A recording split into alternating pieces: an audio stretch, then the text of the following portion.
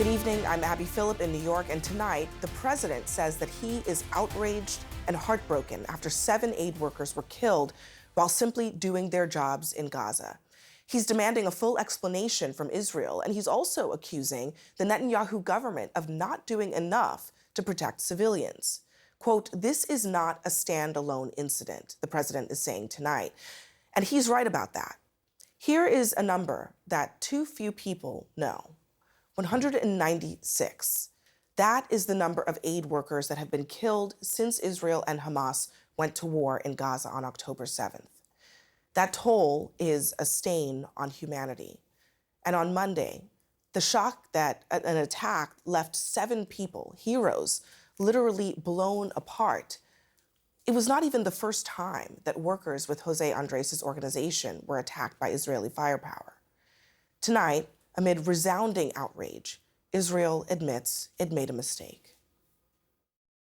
It was a mistake that followed a misidentification at night during a war in a very complex condition. We are sorry for the unintentional harm to the members of WCK.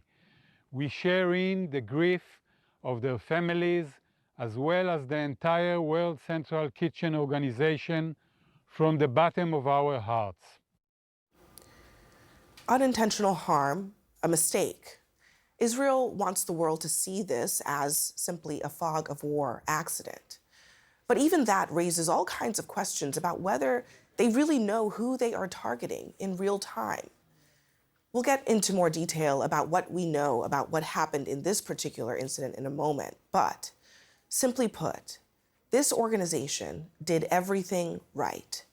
Their cars were marked, their movements were coordinated with the IDF, and yet there were multiple strikes, not just one.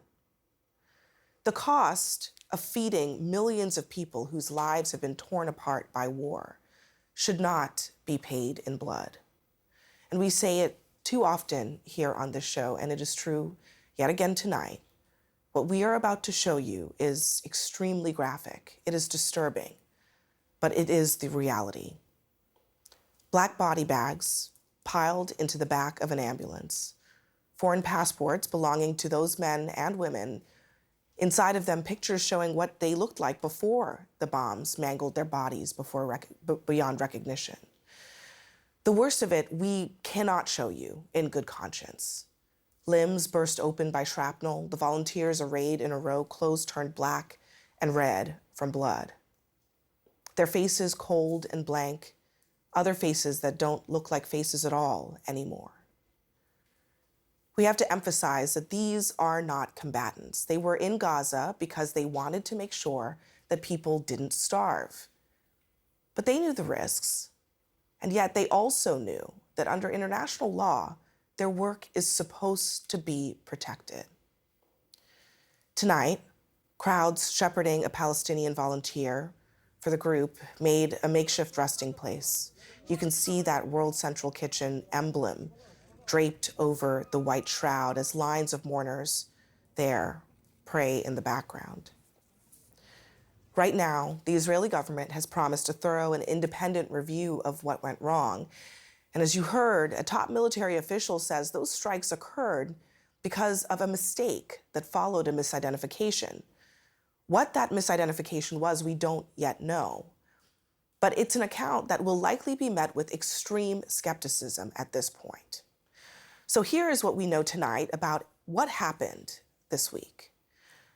On Saturday, close to 400 tons of food began to ship out from Cyprus toward Gaza. World Central Kitchen organized this shipment on vessels that they called Open Arms. Monday morning, the desperately needed aid has arrived in Gaza, and later that day, the workers begin to unload some of that food at this warehouse in central Gaza.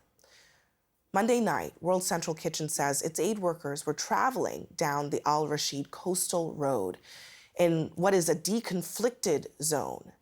They were in 3 vehicles, nearly 3.5 miles south. The first vehicle was struck. You can see a hole completely ripping through the charity's logo that was on the roof of the armored car. There were two other strikes that rained down in quick succession. One vehicle was hit about a half a mile further down the road, and the third came to a stop another mile down the road. By the end of it, 7 aid workers, just trying to feed the hungry, were killed. One of them, Australian national Zomi Francombe. Earlier today, Jake Tapper spoke to Zomi's close friend about her humanitarian work. The children that she fed in Palestine, or the children that she fed in Haiti or the Ukraine, she viewed them as like part of her larger extended family. She met them with a smile, she met them with humanity, and the world is just like a darker place without somebody like that today. Damien Sobel was another victim of the strikes. The 35-year-old had been a longtime World Central Kitchen worker, traveling to war-torn Ukraine and Morocco after last year's earthquake. Joining me now is Damien's close friend and a fellow World Central Kitchen volunteer, Aparna Bronze. Aparna, thank you so much for joining us. First of all, I am so very sorry for the loss of your friend. You met Damien when you were both volunteering in Morocco, and you called him one of the bright lights in those horrible months. What can you tell us all about him?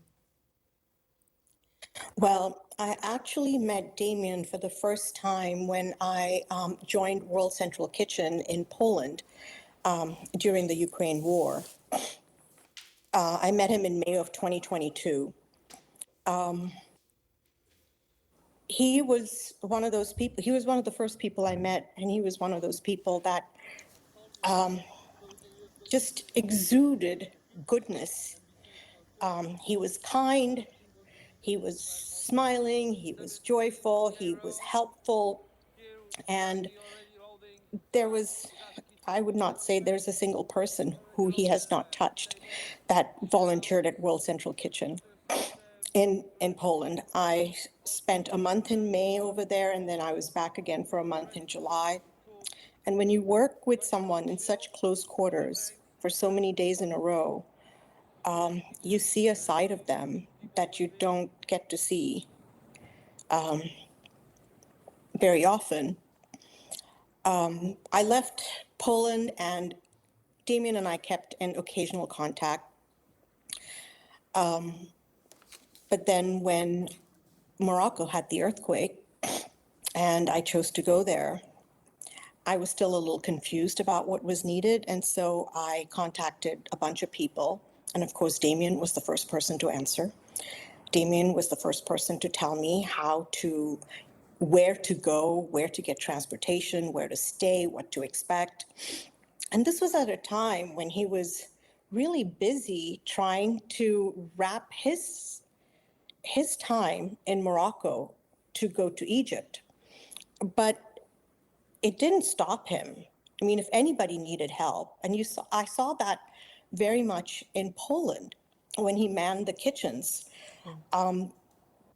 He was kind and helpful to the volunteers that were working there, to the people that were coming off, the refugees that were coming off the trains. He made sure everybody had what they needed.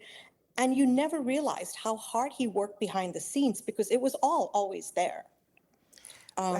As you were talking about him, I was watching the video that we have of him, and you're describing him and as just an optimistic, bright person. You can just see it in his face, doing this really, really, really difficult work. Going to Gaza, you hear it from so many aid workers, is just on a different level of really destruction and difficulty. Did you ever hear Damien, as he was doing this work, express concerns about his own safety and about the risks and the sacrifices that he was making to do this kind of work? I don't really think he ever thought of it as sacrifices. He was there to help people. The last time he and I communicated was on February 24th. And he said this was, and I don't quite understand what he meant by that, but he said this was his second wartime in Gaza. And he just said the world is going crazy. And that was really it. And he was just working hard to make sure he could help the people that needed to be fed, taken care of as much as he could. Never once did he talk of being afraid or concerned about where he was. His focus really was on helping the people. Thank you for sharing that with us. I mean, it's so extraordinary to hear that when he felt like the world was going crazy, his first thought was to go right there. I think that says so much about him. Thank you so much, Aparna, for joining us tonight and talking to us about your friend. Thank you for making his name known.